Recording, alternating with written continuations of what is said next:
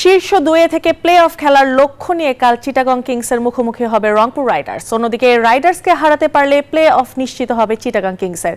মিরপুরে বুধবার সোহানদের প্রতিপক্ষ মিথুনের চিটাগং। দিনের আরেক ম্যাচে বরিশালের প্রতিপক্ষ ঢাকা।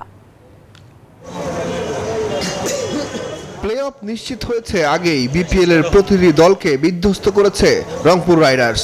তবে রাজশাহীর কাছে দুই ম্যাচে ছন্দপতন কিছুটা হলেও ভাবাচ্ছে রংপুরকে। 10 ম্যাচে 16 পয়েন্ট নিয়ে টেবিলের শীর্ষে থাকলেও প্লে অফের সেরা দুইয়ে থাকতে হলে চিটাগংয়ের সাথে জয়ের বিকল্প নেই রংপুরের।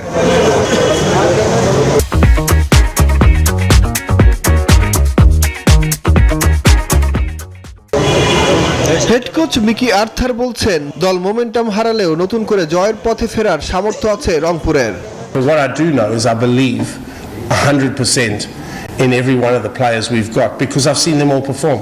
I've seen them do it in tough conditions in Guyana. I know what the caliber of the players are. So we just need to get back.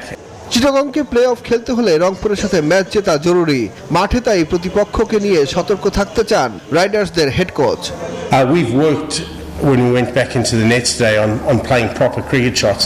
I think we've got caught up a little bit in this 2020 world, and I thought the shots we got out to the other night were pretty soft.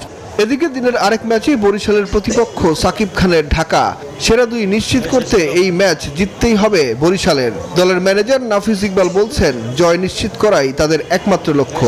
সামনে আমাদের play অফসের আগে দুইটা match আছে, ওই জায়গায় right কম্বিনেশনটা যেটা বসার দরকার এটা চিন্তা করবে টিম ম্যানেজমেন্ট, এবং ওই জায়গা থেকে হয়তো বা প্লে অফসের জন্য রেডি হবে।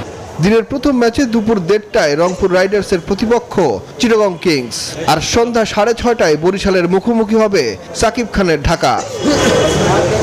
সুখন সরকার, নিউজ 24, ঢাকা।